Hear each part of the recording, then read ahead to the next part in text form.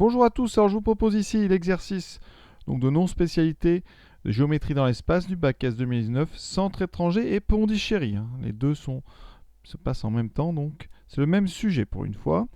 Un sujet que moi je trouve très classique, sympa à faire.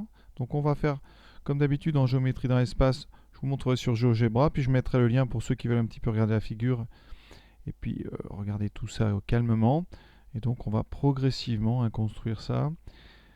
Donc on est dans l'espace, on a un cube très très classique, des coordonnées. Donc on va utiliser pour les notions en jeu équation cartésienne, d'accord, de plan, représentation paramétrique de droite, donc ça classique, intersection des deux, calcul de distance, on est dans un repère ortho normal, bien sûr, puisqu'on a un cube. Ensuite, parallélisme de deux droites, appartenance d'un point à un plan, et quelque chose d'intéressant, parce qu'on n'en fait pas tout le temps, et donc ça permettra à tout le monde de réviser cette notion, tracer une section de cube par le plan PQR. Et ça, c'est vrai que faire ça sur GeoGebra en vidéo, c'est quand même plus sympa, on voit bien la construction de la section. Voilà, donc on est parti, on regarde bien le texte, surtout, vraiment ça c'est important, une lecture attentive du texte en géométrie dans l'espace pour rien oublier.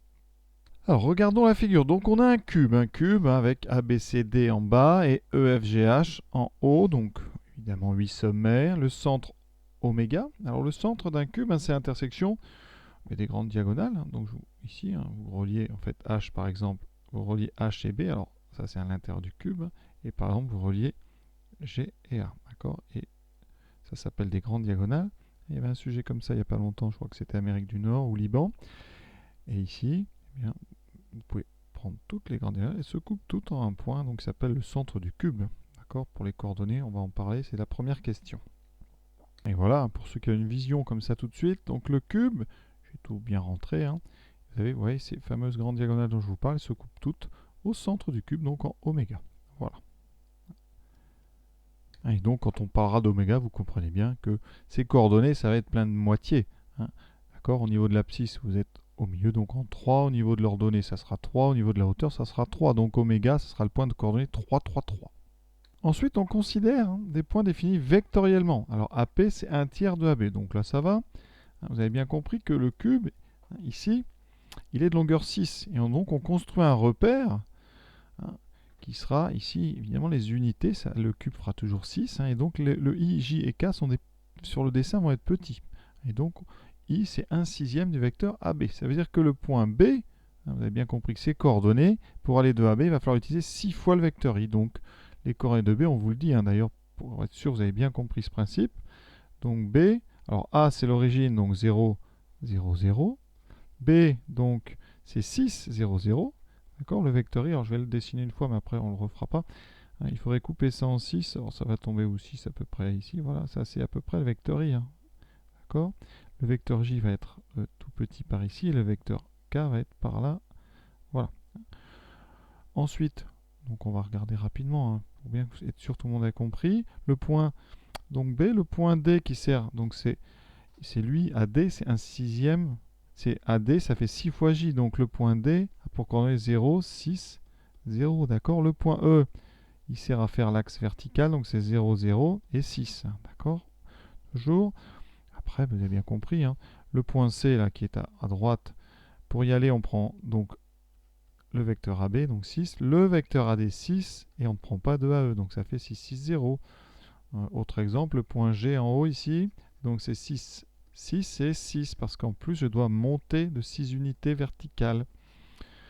Après, on a par contre des points un petit peu plus compliqués, c'est les points P, Q et oméga. Alors on va regarder tout de suite comment on trouve ça. Alors AP, c'est un tiers de AB. Donc là, pour le point P, pas la peine de justifier. Vous prenez donc un tiers de 6, donc ça fera 2, 0, 0. D'accord. Alors si on donne, pour ceux qui ont un petit peu mal avec ce 2, 0, 0, AP, c'est un tiers de AB. D'accord. Sachant que ici, 1/6, ça fait 2 fois 1/6 de AB. Donc ça fait 2 fois le vecteur I. Voilà pour là que je tire mon 2 ici, 2, 0, 0. Ensuite, on vous demande le point Q. Il est défini par AQ égale 1 tiers de AE. C'est le même raisonnement. AE, c'est le vecteur qui fait la verticale hein, la cote. Donc ici, Q, ça sera 0. 0. Et par contre, ben, voilà, 0, 0, 2. Il est placé ici. Et il me reste le point oméga, centre du repère. On en a déjà parlé. D'accord, donc ça va être des moitiés. Comme c'est 6 de côté, ça fera 3, 3 et 3. Alors il y a un point qui est plus délicat, c'est le point R, mais on vous le donne. Hein. On vous dit que c'est 0,46. Pourquoi c'est 0,46? Vous voyez, R, il est ici. Donc là, j'ai 1 tiers de 6, donc j'ai 2, ça veut dire qu'il me reste 4. Là. Donc pour aller en R, je ne prends pas de AB, je vais monter et je vais décaler de 4. Donc 4, ça sera mon ordonnée. Donc j'aurai 0 pour l'abscisse, 4 pour l'ordonnée, et je suis monté de 6, donc ça fait 0, 4, 6. Et donc on est prêt pour aborder la suite. Alors, on vérifie tout ça. Donc les coordonnées des points, vous voyez, je les ai ici. Hein. On a bien oméga 3, 3, 3, P 2, 0, 0, Q 0, 0, 2. Le point R 0, 4, 6. Voilà, tout le monde est là. On est prêt pour aborder le problème. Question B. Déterminer deux nombres B et C réels tels que le vecteur de coordonnées 1BC soit un vecteur normal au plan PQR. Alors, un vecteur normal à un plan, il faut savoir qu'il va être normal à tous les vecteurs du plan. Et il suffit qu'il soit normal à deux vecteurs non collinéaires du plan pour être normal à tous les autres. D'accord? Ça vient avec le produit scalaire. Ça permet de démontrer ça. Donc ici, eh bien, qu'est-ce qu'on va faire? Eh bien, on va prendre deux vecteurs de PQR qui sont non collinéaires. Donc je vais prendre PQ et PR. Donc je vais déterminer leurs coordonnées, d'accord? Et après on va bien prendre comme postulat comme que n scalaire PQ égale 0 et que n scalaire PR égale 0. Et ça va me faire comme ça des équations avec les inconnus B et C. Je vais essayer de résoudre. Voilà. Donc PQ. Alors, soit vous faites avec des coordonnées, sinon vous regardez sur le dessin. Le dessin, il est très clair. Hein. Le vecteur PQ, comment on va de P à Q? C'est important de bien comprendre ça, cette circulation sur un cube. Pour aller de P à Q, on fait d'abord le trajet PA et ensuite le trajet AQ. Donc, sans forcément faire des soustractions de coordonnées, le trajet PA, c'est un trajet moins 2. On n'a pas utilisé AD et on est monté de 2. Donc c'est moins 2, 0, 2.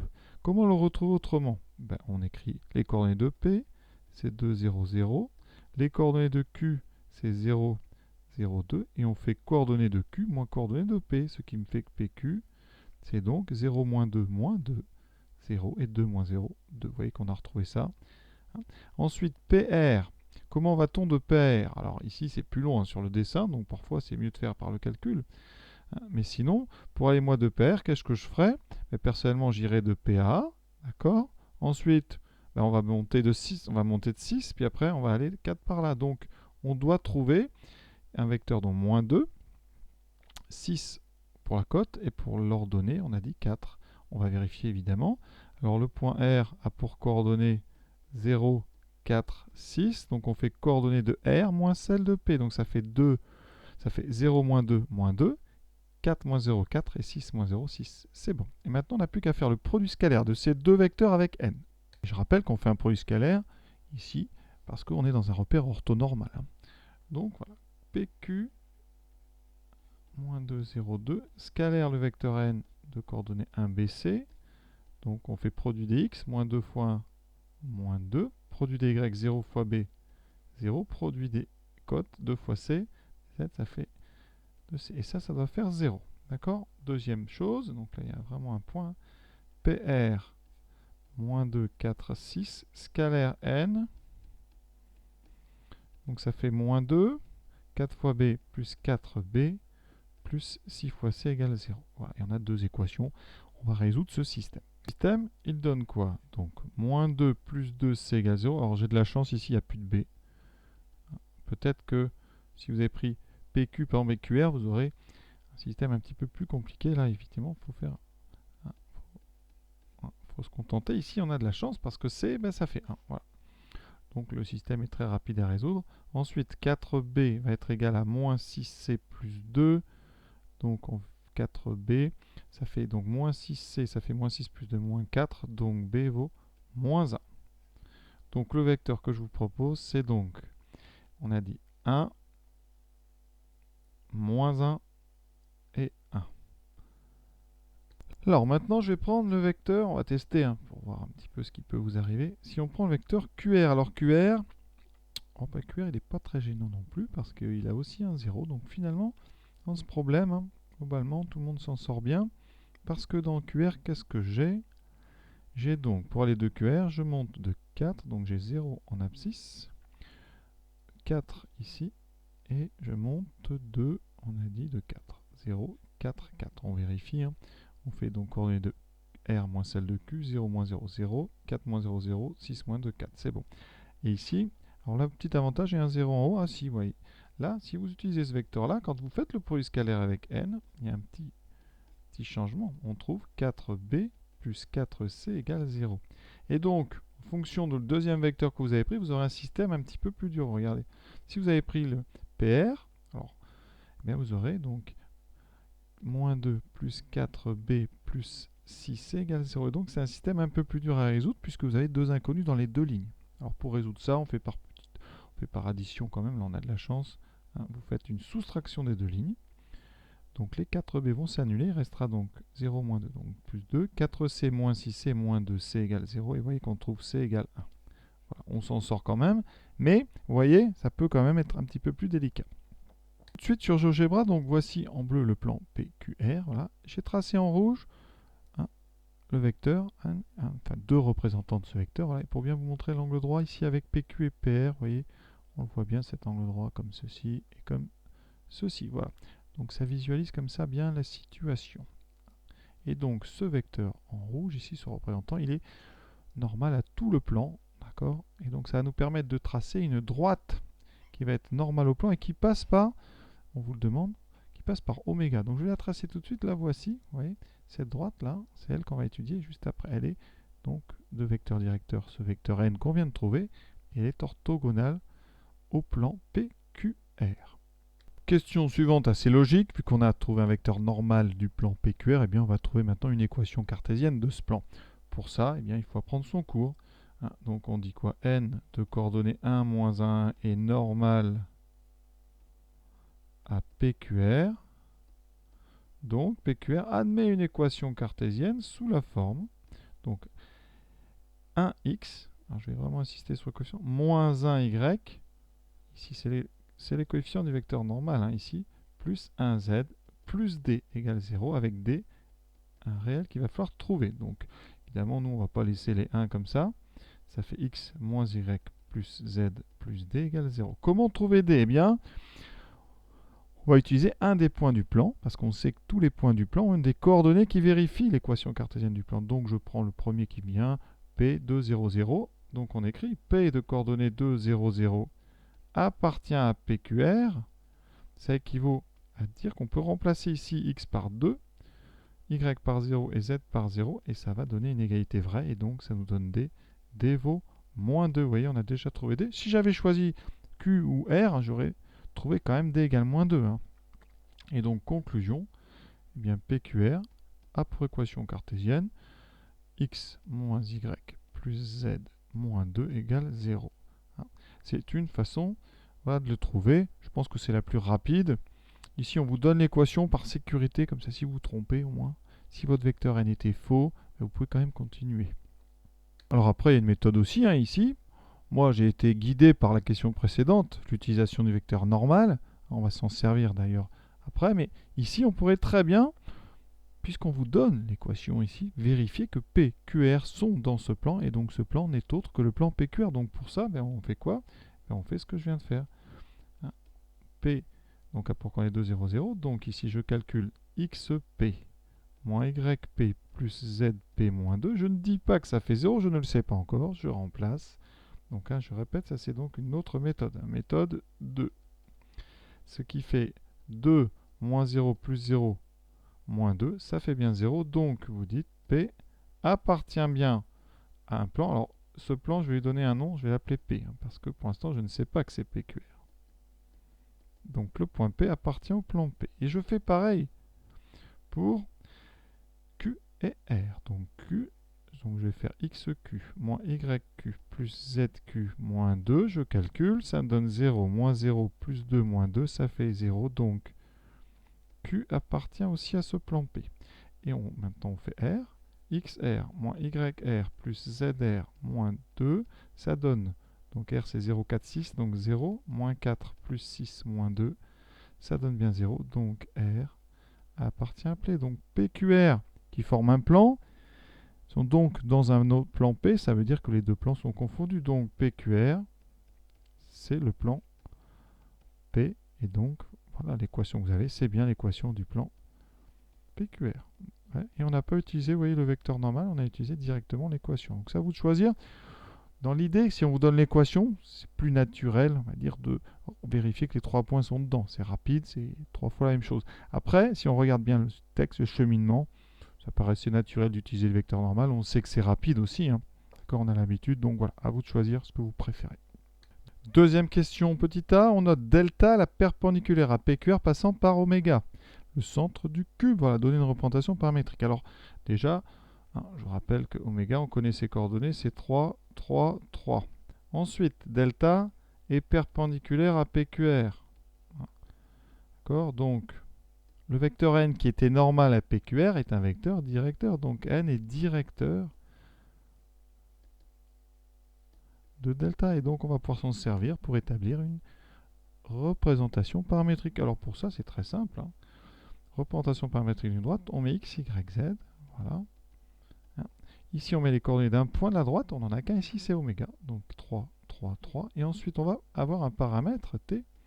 Et les coefficients de ce paramètre t, ça sera eh bien, les coefficients du vecteur directeur. Donc ici, on a donc un t. Donc t. Moins 1, ça fera moins t. Plus 1, ça fera plus t. Et voilà notre représentation paramétrique. Alors pour ceux qui se demandent souvent d'où ça vient, eh bien, un point M de coordonnées x, y, z, il appartient à la droite delta si et seulement si le vecteur oméga m est égal à un multiple du vecteur directeur. Donc c'est égal à t fois n, vous voyez. Et quand vous écrivez ça sous forme de coordonnées, vous arrivez directement à la représentation paramétrique. Voilà. Donc voici cette fameuse droite ici, hein, qui est donc, alors oméga n'est pas dans le plan PQ, vous voyez, il y a un petit décalage. Elle est bien orthogonale, hein, voilà. Et donc maintenant, on va étudier, on va chercher l'intersection de cette droite avec le plan. Pour ça, je l'ai fait déjà. Donc ça donne le point qui est ici. Voilà, on va montrer après par le calcul, hein, comment on trouve. Voilà. Ensuite, on va évaluer la distance entre oméga et i. Et après, on verra ce qu'il y a à faire. Petit b, en déduire que la droite delta coupe le plan PQR au point i de coordonnées dont 8 tiers, 10 tiers, 8 tiers. Alors ici, il y a deux méthodes. La première méthode, c'est d'utiliser les coordonnées du point i qu'on vous donne. D'accord? Donc, première chose, delta et PQR sont perpendiculaires. Donc, sont séquents en un seul point. Ça, sont séquents en un seul point. Donc, si on trouve ce point, on a gagné. Donc, eh bien, il reste quoi? Eh bien, on va vérifier. Vérifions que le point i de coordonnées 8 tiers, 10 tiers, 8 tiers, vérifions que i appartient à delta et appartient au plan PQR. Pour ça, eh bien, on va faire comme on a fait plusieurs fois, on va remplacer et puis on va voir. Alors déjà, on va commencer par PQR. Hein. On va calculer donc xi moins yi plus zi moins 2, sans dire que ça fait 0. Hein, donc on remplace, ça fait 8 tiers, moins 10 tiers, plus 8 tiers, moins 2. Alors des tiers, j'en ai combien? 8 et 8, 16, moins 10, 6 tiers, moins 2, ça fait bien 2, moins 2, ça fait 0. Donc déjà, ce point i, il appartient au plan PQR. On a déjà fait la moitié du travail. Maintenant, on va vérifier qu'il appartient à la droite delta. Pour ça, on utilise la représentation de delta. Hein, et donc, je vais chercher un paramètre t tel que 3 plus t, ça soit l'abscisse de i, donc 8 tiers. Ensuite, 3 moins t doit faire 10 tiers. Et 3 plus t doit faire 8 tiers. On a deux équations identiques. Hein. Donc, la première ligne me dit, alors 3 c'est 9 tiers. Hein. Donc, t ça fait 8 tiers moins 9 tiers, ça fait moins 1 tiers. La deuxième équation me donne moins t égale donc 10 tiers moins 9 tiers donne 1 tiers. Je ne réécris pas la troisième, c'est la même que la première. Donc, vous voyez que je trouve t égale moins 1 tiers. Et donc, comme j'ai trouvé qu'une seule valeur du paramètre t, eh bien, ça veut dire que le point i, il correspond à la valeur moins 1 tiers du paramètre. Il est donc sur la droite delta. Donc, i appartient à delta. Comme on a vérifié puisqu'il appartenait donc à PQR, et bien forcément, I, c'est l'intersection delta PQR. Voilà. Et donc, on a fini le travail. Alors ça, c'est la méthode 1. On utilise le résultat qu'on nous donne. Deuxième méthode, qui se fait très vite aussi, hein, c'est une méthode qui nécessite moins de rédaction. On va résoudre. Donc, en fait, eh bien, on résout tout simplement le système formé de l'équation cartésienne du plan et des trois équations de la représentation paramétrique. Et ça se résout ça très vite, hein. En fait, on va injecter les trois ici dans l'équation cartésienne. Donc ça donne ceci, y va remplacer là et on substitue donc z. Voilà. Donc on obtient, alors x ça fait 3 plus t, moins y moins 3 moins t, plus z 3 plus t, moins 2 égale 0. Là on sait que ça fait 0, on veut que ça fasse 0. Hein. On enlève les parenthèses. 3 plus t, moins 3 plus t, plus 3 plus t, moins 2 égale 0. T plus t plus t, ça fait 3t. Ensuite, ça s'annule. Il me reste 3 moins 2, 1. Donc 3t égale moins 1. Donc je trouve t égale moins 1 tiers. Je trouve qu'une valeur du paramètre. Ça veut dire déjà que la droite et le plan sont séquents en un seul point. Et maintenant, eh bien, je vais injecter ce t dans la représentation paramétrique. Donc, x est égal à 3 moins 1 tiers.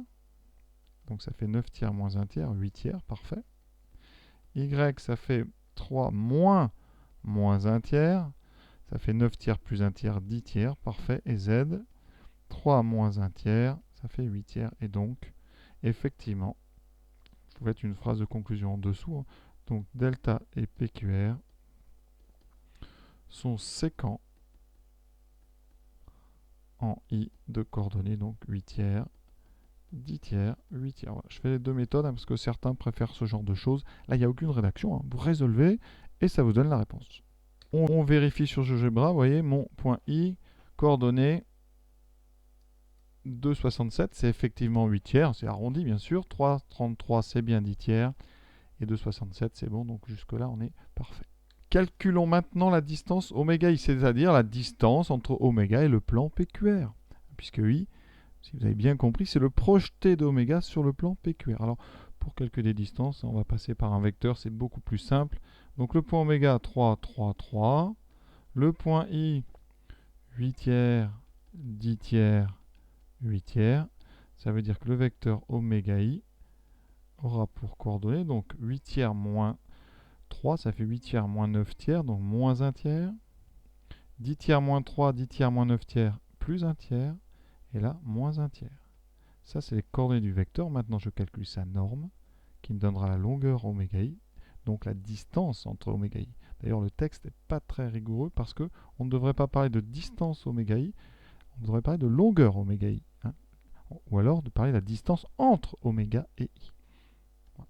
Donc oméga I, ça me donne donc racine carrée de la somme des trois carrés. Donc les moins, ne les écrivez pas, puisqu'on va mettre au carré, ils vont disparaître. Donc j'aurai 1 tiers au carré, 1 neuvième, plus 1 tiers au carré, 1 neuvième, plus 1 tiers au carré, 1 neuvième. J'ajoute tout ça, ça fait donc racine carrée de 3 sur 9. Voilà, qu'est-ce qu'on peut faire? Eh bien, on sépare en deux racines. Hein. Ça fait racine de 3 sur racine de 9. Ça fait donc racine de 3 sur 3. Oui, et ça donne à peu près 0,58. Vérifions. Oméga ici, I, je l'avais calculé, c'est ça, donc c'est 0,58. Donc bien sûr, c'est encore arrondi. On continue. Troisième question, on considère maintenant deux nouveaux points, J et K, et on vous demande de justifier que J appartient au plan PQR. Ça, comment ça s'y faire, vous avez compris. On a l'équation cartésienne, on remplace, donc ça fait, il faut calculer XJ moins YJ plus ZJ moins 2. Ça fait donc 6 moins 4 plus 0 moins 2. Ça fait 6 moins 6, ça fait 0. Donc les coordonnées de J vérifient l'équation cartésienne du plan. Donc J appartient bien à PQR. Alors regardons ça, le point J, le voici. Alors, vous voyez, il est ici sur le segment BC. Voilà, et vous voyez qu'il est bien sur le plan, hein, dessiné en bleu clair ici, le plan PQR. Donc ça c'est bon. Vérifions à présent que JK et QR sont parallèles. Pour ça, calcul de coordonnées.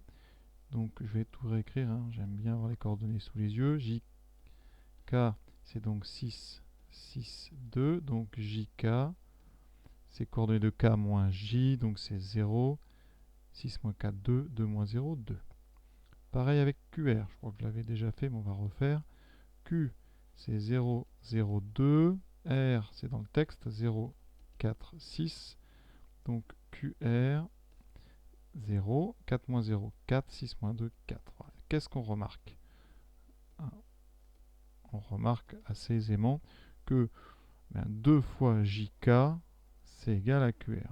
Vraiment là, ça c'est... Et donc, voilà, vous avez des vecteurs qui sont collinaires. Donc JK et QR sont multiples l'un de l'autre. Donc ils sont collinéaires. Ils ont donc même direction. Et donc les droites qui les portent JK et QR sont parallèles. Voilà. Vérifions ça sur notre dessin. Oui, j'ai tracé JQ et QR. Là, je vais enlever celle-là, elle ne m'intéresse pas pour le moment.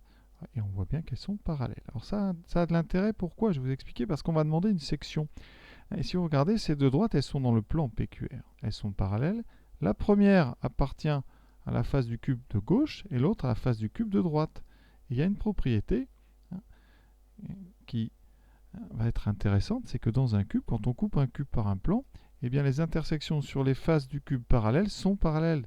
Donc ici, RQ est parallèle à JQ, ça c'est intéressant. C'est quelque chose qui va beaucoup nous servir pour tracer la section, c'est-à-dire l'intersection du cube, enfin du plan avec le cube. Alors je peux vous la montrer déjà, hein, parce que ça va être un joli travail à faire. Tout d'abord, PQR, donc ça c'est des points du plan bleu, on le sait. On a prouvé que J aussi. Ce qu'on n'a pas encore montré, c'est que J, il est sur le segment BC, là, c'est-à-dire qu'il est à la fois sur le sol du cube et sur le côté du côté droit. Là. Donc je me propose de vous montrer rapidement comment on va construire la section, puis après on réexpliquera sur un dessin parce qu'il fallait faire une figure. Alors tout d'abord, R et Q, c'est des points du plan bleu, c'est sur le côté du cube gauche, donc ce segment, ouais, il est bon. Hein, c'est l'intersection du plan avec le côté gauche. Voilà. Ensuite, on a PQ. PQ, c'est pareil. C'est 2 points. Voilà. Et ça, c'est donc l'intersection avec le devant. On s'en rend bien compte. Ensuite, une fois qu'on aura bien montré que J est sur le sol et sur le côté du cube, eh bien la droite PJ, elle nous intéresse aussi. Voilà. Et donc, on a déjà, vous voyez, elle est sur le sol, cette droite. Voilà. Et maintenant, comment on va compléter? Eh bien, on va utiliser le point K. Le point K, bon, déjà, c'est intéressant. On va montrer qu'il est aussi, lui, sur le côté du cube, ouais, il est aussi sur la face du derrière. Il est sur deux faces du cube. Il est sur l'arête GC. Eh bien, la droite JK, eh bien, elle va être parallèle à QR, évidemment, parce que, je l'ai dit, les intersections sur des plans parallèles sont parallèles. Donc, ça, c'est pareil, ça nous intéresse beaucoup. On a donc ici 1, 2, 3, 4 déjà. 4 des intersections. Il me manque encore 2. Celle sur le plan du derrière, voilà, et celle sur le plan du haut. Donc comment on va faire? On va utiliser des parallèles. On va faire la parallèle. Alors on a le choix, hein, mais je vais utiliser le point K. Je vais faire par exemple la parallèle à PQ qui passe par K. Et ça donne ceci, voilà. Et cette droite, elle m'intéresse parce qu'elle est sur le plan du derrière, voilà, elle est sur l'arrière du cube. Et donc elle va avoir ici une intersection qui nous intéresse. Et cette intersection, je l'ai appelée L, la voilà. Et ce point L, il est en haut et aussi derrière, vous voyez. Et donc après, on n'a plus qu'à relier R et L. Voilà. Alors on aurait pu avoir ce point L autrement, hein, en faisant une parallèle. Alors vous voyez, je vais effacer ça. En faisant une parallèle à PJ, mais passant par R, parce que PJ va être parallèle à l'intersection sur la face du dessus. D'accord? Toujours le même théorème. Donc je prends l'outil parallèle. Ici, parallèle, je prends une parallèle passant par Q.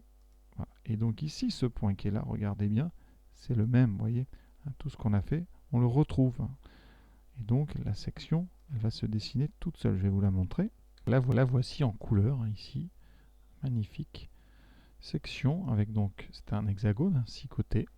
Elle coupe les 6 faces. Et ce qu'on peut vraiment remarquer là sur une figure comme ça, c'est le parallélisme sur les faces opposées. Vous voyez, PQ est parallèle à LK. Ensuite, RQ est parallèle à QJ. Et en haut, RL est parallèle à PJ. Donc voilà tout ce qu'on va faire sur un dessin. Donc il faut, pour faire ça, il faut une règle, une équerre pour faire des parallèles, bien sûr. Et la première chose à faire, ça va être de placer le point J ici. Parce que lui, il n'était pas donné. Donc comment place-t-on le point J précisément? Alors J, c'est 6, 4, 0. Donc 6, c'est facile, on se retrouve ici. 0, on est sur le sol. Donc là, je dois ici réussir à faire une longueur qui vaut 4. Alors comment faire? Si vous avez un compas, on a ici BC qui est parallèle à ER, vous voyez? Et on sait que ER mesure 4 parce que RH mesure 2. Donc il suffit de prendre un compas, de prendre cette longueur ER ici et de la reporter. Voilà, et vous aurez ici le point L qui va se placer de façon rigoureuse. D'accord? Donc ça, c'est l'utilisation d'un compas.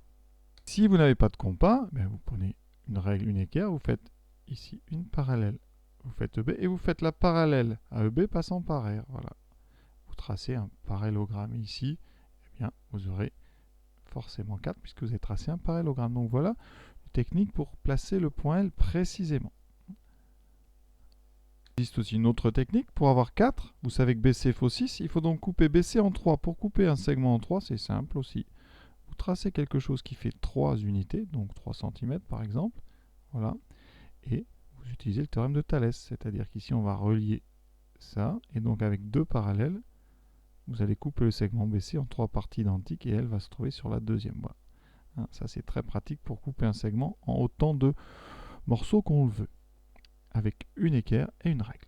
Et ça nous permet d'avoir le point qui s'appelle le point J. D'accord? Donc de coordonnées 6, 4, 0. Voilà. Tout est prêt maintenant pour tracer notre section. Donc on est d'accord, pour P, Q et R, ce sont 3 points du plan PQR forcément, et qui sont sur les arêtes. Donc les segments PQ et QR sont des segments qui font partie de la section. Ensuite, pour la même raison, J est sur le segment BC, donc, et on a montré que J, il appartenait au plan PQR, c'était une des questions. Donc on peut relier P et J.